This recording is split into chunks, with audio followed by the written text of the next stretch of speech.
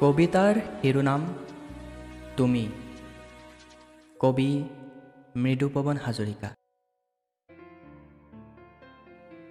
তুমি অহাৰ পৰাই মোৰ বুকুত এপাহি ৰঙা গোলাপে কলি মেলিলে।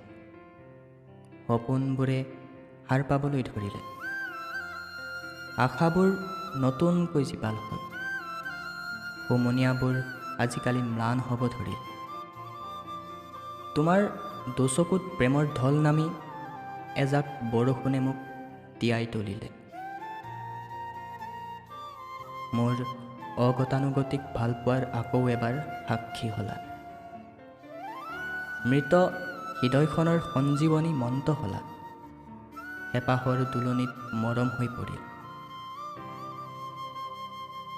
মন যায় জানা, তুমি লগা আবেলিবোৰত তোমাৰ সান্নিধ্যত জিৰাবলৈ।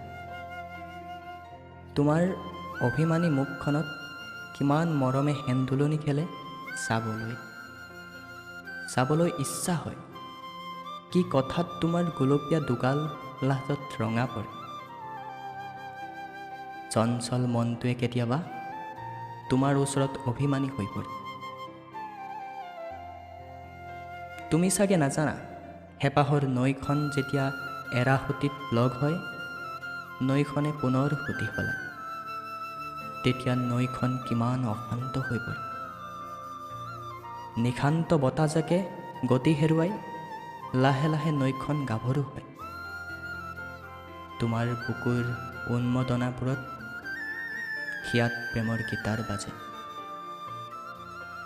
প্ৰাপ্তিবোৰে নাচে, হাঁহে আৰু এখনি সুখৰ ঘৰ সাজে।